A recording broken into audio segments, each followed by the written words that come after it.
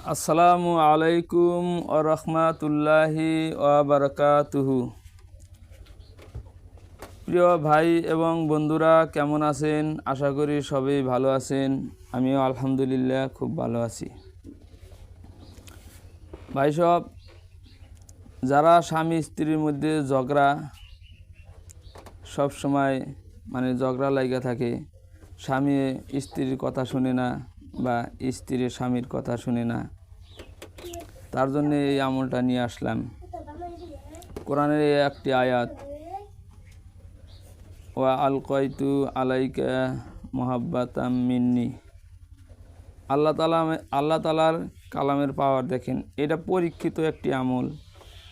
এটা হাজার মানুষে এই আমলটা কইরা ফল পাইছে।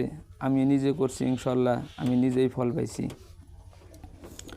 আপনারা করবেন ইনশাল্লাহ ইয়াকিনের সাথে, খুব মহব্বতের সাথে, ইনশাল্লাহ কাম হবো। আমলের নিয়ম বইলা দিমু ইনশাল্লাহ। তার আগে একটা কথা, আমার এই চ্যানেলটা একটা শেয়ার করে দিবেন। আমলটা হইল, প্রথমে দরুদ শরীফ করবেন 3 বার, তারপরে আউযুবিল্লাহ বিসমিল্লাহ সহ এই আয়াতটি 3 বার করবেন। ওয়া আলকাইতু আলাইকা মুহাব্বাতাম মিন্নি। কি করবেন? পানি নেবেন, 1 গ্লাস পানির মধ্যে 3 বার কইয়া 3টা ফু দিবেন। তারপরে আবার লাস্টে দরুদ শরীফ করবেন 3 বার। যদি স্বামী কথা শুনে না, স্বামী খিলাই দিবেন। স্ত্রী পড়বেন, স্বামী খিলাই দিবেন।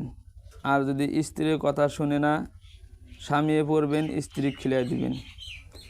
এমন একটি আয়াত, এটা আপনি যা খিলাই দিবেন এটি আপনার বাধ্যগত হয়ে যাব ইনশাল্লাহ। তবে এই কামটা করবেন জায়েজ মতো, অবৈধ হিসাবে কাম করবেন না, যেহেতু আল্লাহ তাআলার কালাম এটা। অবৈধভাবে যদি কাম করেন তাহলে বিরাট বড় গুনাহ হয়ে যাব গা, কবিরা গুনাহ হয়ে যাব গা। ইনশাল্লাহ আপনারা আমার জন্য দোয়া করবেন আর চ্যানেলটা সাবস্ক্রাইব করে দেবেন। ওয়া আখিরি দাওয়ানা আলহামদুলিল্লাহি রাব্বিল আলামিন।